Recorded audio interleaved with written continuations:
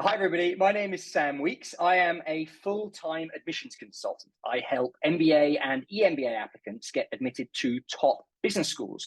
Now, up until recently, I have been a one-man operation. But as of the last couple of weeks, Alex Zarganis has agreed to join the firm and will be providing another set of eyes and another perspective for applicants, particularly US-focused applicants. Alex, as we will discuss in more detail, went to Colombia for his MBA. So he brings a whole different perspective on the MBA application process. And as we're going to touch on today, several pairs of eyes looking at your application is also beneficial.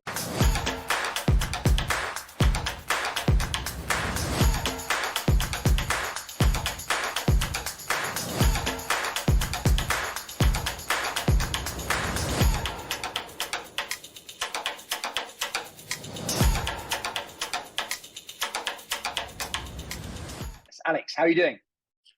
Doing very well, Sam. Thanks. My pleasure to be here. I'm looking forward to hearing some slightly controversial opinions from you today. I know you have a reputation for not holding your tongue. I'm a straight shooter. I like to tell it how it is. Put it that way. It's well earned. Brilliant. Well, would you like to start off by introducing yourself? Yeah, so my name is Alex Zarganis. I come from the United States, as you probably already figured out by the accent. I grew up in California. Went to the University of California, Davis as an undergraduate, studied economics there. While I was there, I did a study abroad program and kind of caught the traveling bug.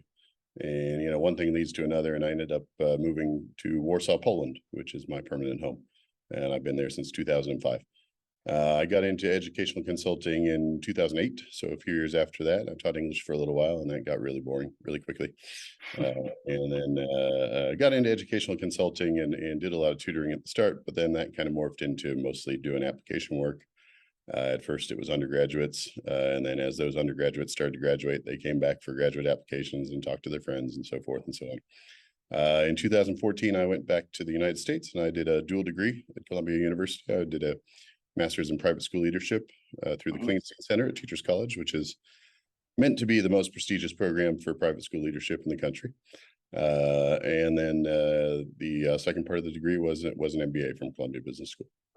Right. Awesome. So since then, I've kind of turned my focus a little bit more towards business applications on the front, which is why I'm glad to team up with you. So you have something like 14 years of experience in admissions consulting in one way or another in various different areas. Tell me about some of the mistakes that you see applicants make. Let's dive right in with the detail. Tell me about some mistakes that you see applicants make, and so maybe some misconceptions that you think are out there in the industry. Okay, yeah. So this is an easy question, I think. I mean, there's a lot of mistakes that applicants make, and it's like Sure. why they hire people like us, I guess.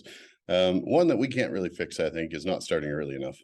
I think the application process is a long-term thing, and you can start, a year or more in advance of the actual applications, because you do need to kind of mold your story to fit the applications to some extent, right? Not only that, of course, if you need to improve your GMAT score or whatever it is, you need time for that as well, right? I think that another thing kind of related to that, and this is something that can start very early, is that applicants a lot of times don't take the initiative to show interest in the schools that they're applying to. I worked with an applicant a few years ago, and he was really good in that he knew the names of all the admissions officers at all the schools he was applying to. He had done all of their webinars. He had been to tour the schools and so forth and so on. And I think that really does make a big difference, where, it kind of helps you to stand out a little bit in the application process instead of just being an anonymous piece of paper with essays on it. And then maybe speaking of the essays, when you get down to the real nitty gritty of the applications, I think the biggest mistake there is probably that applicants write things that are too general. You can have kind of a basic story that fits, most schools, because they are all kind of teaching the same thing more or less, right? But you do need to really get into specific reasons why you want to apply to a particular school, not just because it's a good school, it's just way too general. What makes it a good school? What specifically are you going to do at that school? Yeah. And why is it the right one for you, right? Yeah, sure. Okay. And so building off that then, tell me, who's the worst client you've ever had? Don't name them, But tell me tell me a horror story of an admissions consultant. I think that the worst client I had, I mean, there's been a few, I guess, but I think that I had one who it ended up being a happy story in the end.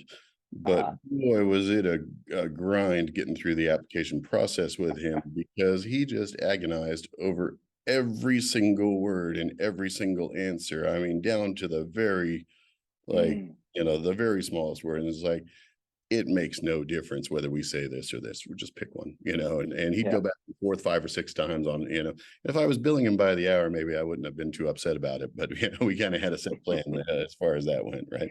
Yeah.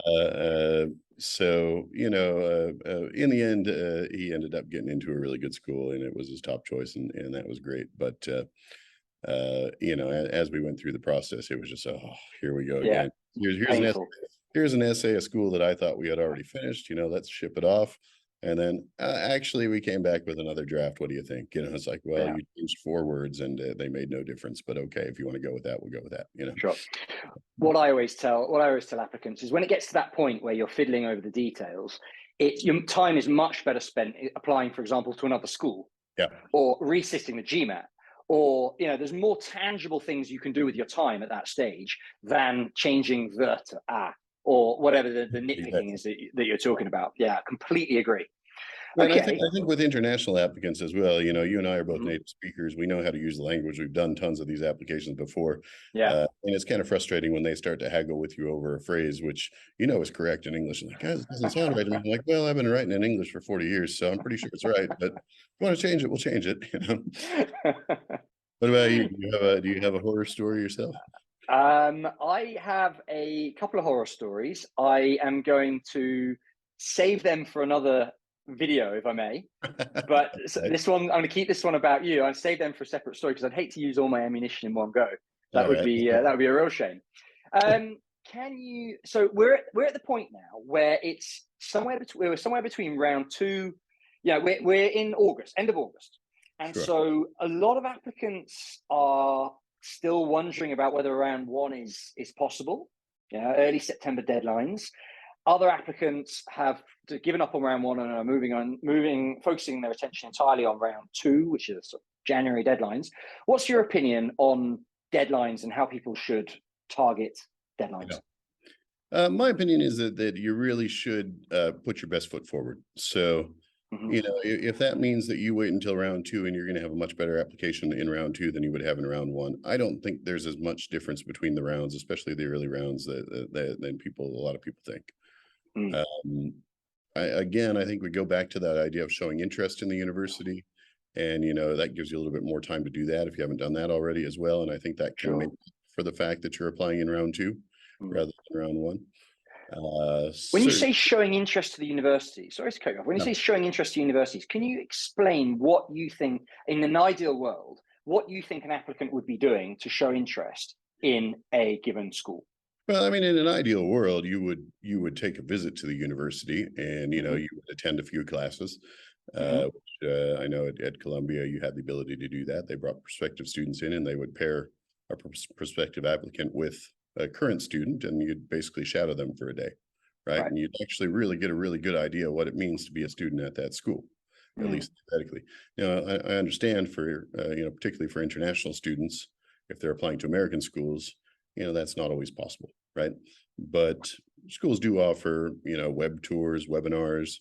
You can write to admissions and say, I'm thinking of applying. Is my profile appropriate? Do you think I have a chance? And not only will you probably get an honest answer, it also just gets your name out there, and they see it one more time. And I think the more times that they kind of have a chance to remember you, the better, right? Yeah.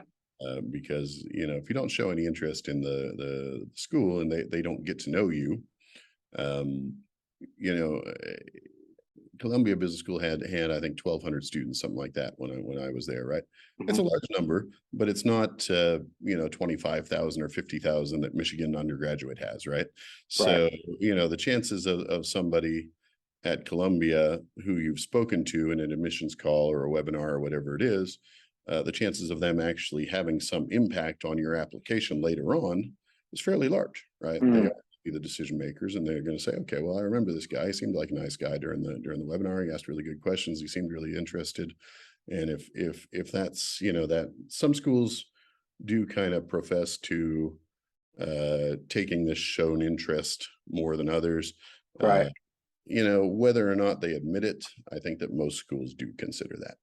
Yeah, sure. So some schools will say it outright, and others won't say it. But and it can also help with your essays as well, right? Some schools, I mean, Colombia is a great example. Colombia asked, why Colombia? Colombia essay too, literally, why Colombia? Yeah, no, absolutely. I mean, that's some ammunition for the why school X essay. There's no question about that, right? And again, that goes back to being specific as possible. And you're not just going to say, well, Columbia is a great school. It's got an international flavor. It's in New York. Yeah, okay, well, everybody can write that, Exactly. I was there and I experienced the class, and I liked the case studies and the style of teaching, and the facilities were below par, although they've got a new building this year. So I haven't been back to see it yet, but I'm hoping it's really nice. It's the Manhattanville campus, isn't it? Yeah, the Manhattanville. That's where all my tuition money went. Yeah. I'm hearing good stuff, if that's any reassurance. Yeah, me too. Yeah, money well spent, right? Yeah, well, if you saw what was there before, then. Yeah, better. Alex, could we please walk through, if an applicant's thinking, I like the look of this Alex guy, he cuts the crap, talks right to the point, I'd like to work with him. Can you give the viewers a walkthrough of what the application process looks like if and when they choose to work with you? Sure. Yeah, I mean, I think at the beginning, most people who come don't, they've already got a pretty good idea of where they'd like to go. Mm-hmm. Right. So the first kind of step in my mind is to assess how realistic that is. Right. I think that one of the challenges of this job is really managing expectations sometimes. Mm-hmm. When you're talking schools that are at the upper tier, both in the US and internationally, you're looking at admissions rates that are in the low teens or even lower in some cases for specific programs. What does that mean? That means that for every spot that's there, you've got to beat out 7 or 8 other people, right? And if your GMAT score is kind of average, or your grade point average is kind of average, there's somebody out there who's got a better one, right? Yeah. So, it doesn't mean that you can't shoot for some reach schools, but you also do have to kind of really at first think about how much sense the list of schools makes, I think. Okay. Then at that point, if you haven't already started showing interest, I think that's a good thing to do, of course. But in terms of working together, then it becomes kind of an information gathering process. Because you're going to have a bunch of essays to write. Some of them are going to be fairly similar for different schools. Some of them are going to be a little bit different. And as much information as you can get out there and tell me about things that you've done, the better, right? And I mean details. So I've seen CVs where I'll look at the CV and I'll say, okay, well, it looks like you've got a really good professional background. There's nothing about interests or extracurricular activities, or I had one last month where the guy had a charity thing that he had been doing for like 9 years, and he founded it. It's been successful, and it had 1 line on his CV. So let's get the information out there. Let's really figure out what kind of themes can we get that are going to run across your applications, right? Are you a social entrepreneur? Are you looking to get into consulting because you really love solving problems? What is it, and what are the themes of our applications going to be? At that point, I would say, you get the application set up if you haven't done that already, of course, because that itself is a lot of work, first of all, and second of all, sometimes there are little questions that we have to answer as well, and we don't want to have any surprises if we're kind of running up against a deadline, right? So the application itself filled out, the better. And then of course then you get down to the real grunt work where you're working on the essays together. And in an ideal world, somebody will come with a halfway decent first draft, and we can work from there. They may not have any idea how to start an essay, so we can talk about that. I've seen it all as far as that goes. Some people are just terrible writers. That's like, okay, well, give it a shot, but I can guarantee you by the time we're done with this, it's not going to look anything like what you write, And then at that point, because now, especially working with you, and with some of the others on the team, you know, if we have enough time, and this is goes back to where it's a good idea to start as early as possible, then you know we have a chance to bounce it off of other people. And if there's anything we're not too sure about, we say, okay, well, maybe I'll toss this over to Sam. He's got a little bit of experience with this school. Maybe he can tell us if we're on the right track here. You know, but it is a two-way process for sure. As far as and having several people putting eyes on an essay can highlight areas, in my experience, can highlight areas where the flow is missed. That's really key. Does the point of this essay come across? Do you understand everything that's coming across? Because, you know, as you will know, when we've been staring at an essay for sometimes weeks on end, it can get, you know, you start to miss the trees from the woods, or no, that's for sure. You know, one thing about that is that if I send you an essay, the first thing that I'll ask you to do, and you know this, is I'm going to say, Sam, just take 3 minutes and read this essay and give me your first impression, right? Yeah. Because what's the person in the admissions office going to spend on it? Spend about 3 minutes, right? Yeah. You know, and then maybe later on they might take a closer look if you make it into the maybe pile, right? Yeah. But they're, you know, they're not going to spend more than 3 or 4 minutes on each one of your essays, right? And that's another reason why, again, those little tiny words don't really make that big of a difference. It is, as you said, the forest. You know, it's the big picture, and what kind of impressions does this essay give?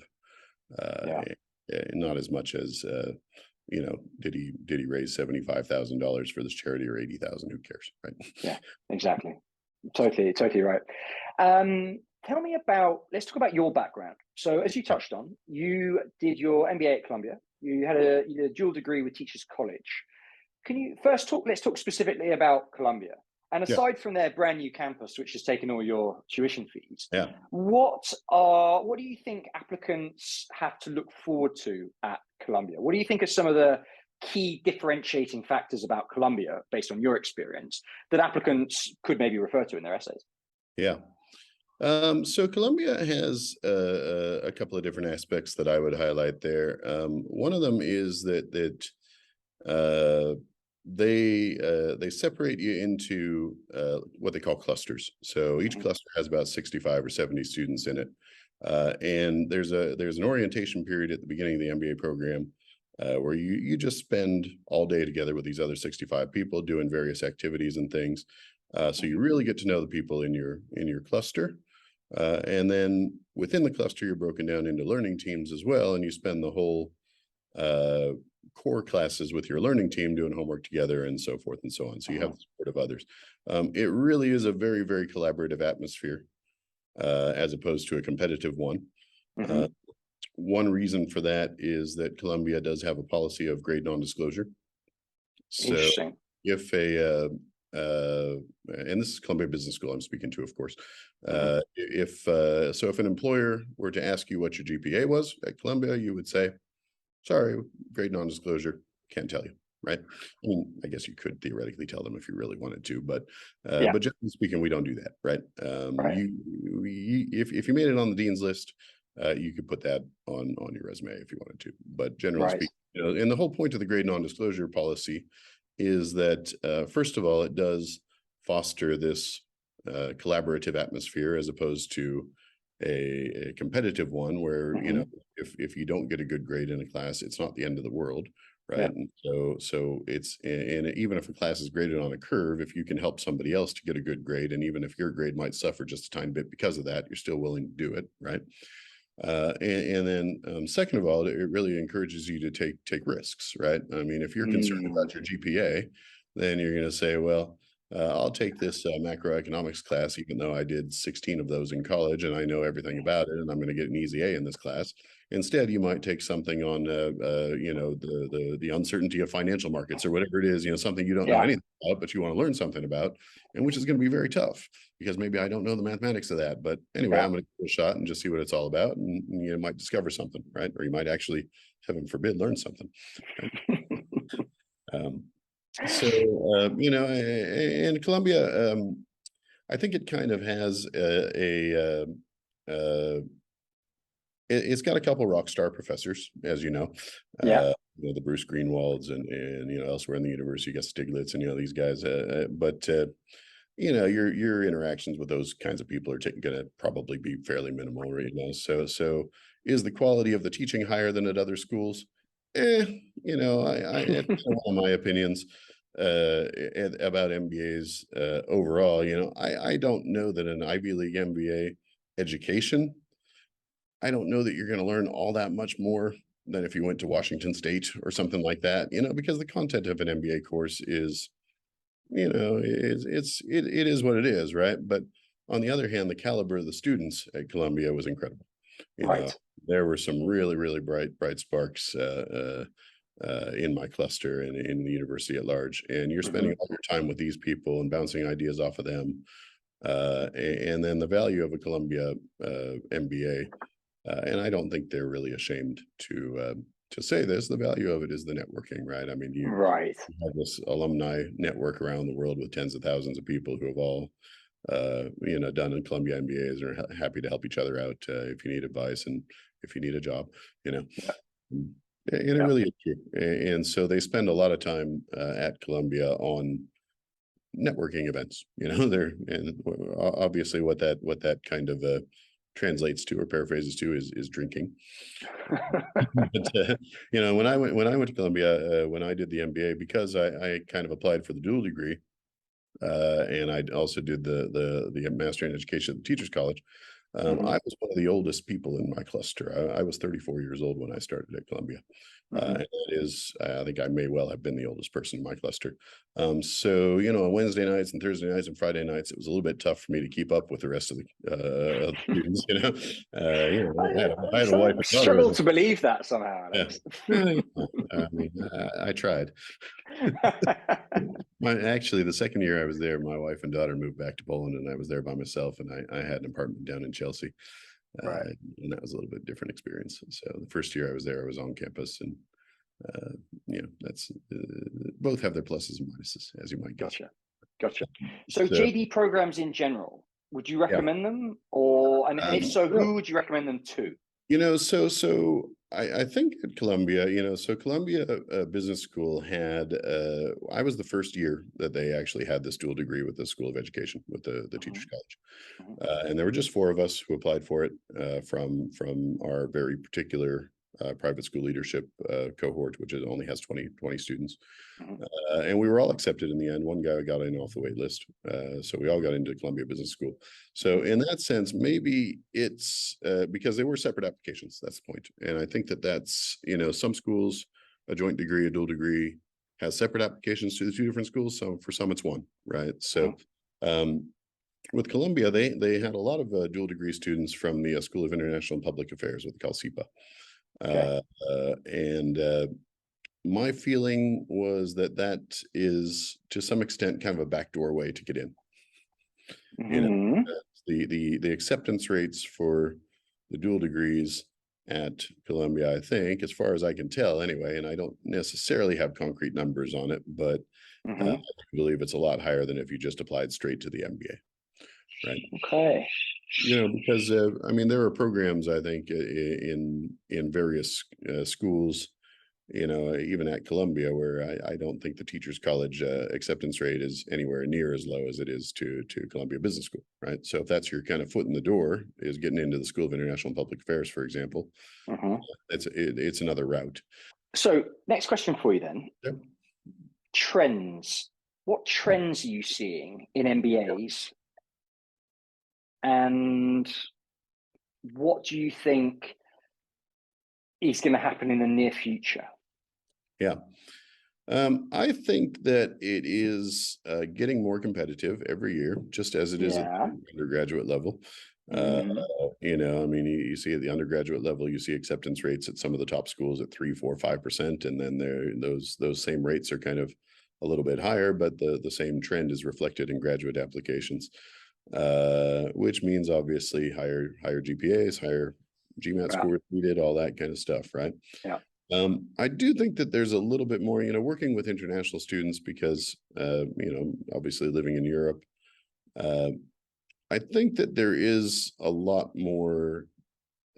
bit more of a trend for people to be interested in schools like Bocconi and INSEAD and ESADE and these kinds of schools, which maybe it's a chicken and an egg kind of thing. They're moving up the rankings worldwide. And rankings is a topic we can discuss, separately. Next question for you. Yeah. But are they moving up in the rankings because they're getting better at qualified applicants, or is it working the other way around? Or obviously, like I said, chicken and the egg, right? How do you think those schools differ in terms of the application process, the Europeans versus the Americans, for the MBA application process? This is my own kind of gut instinct, I guess, maybe, but I feel like the Americans are a little bit more interested in your story. Mm-hmm.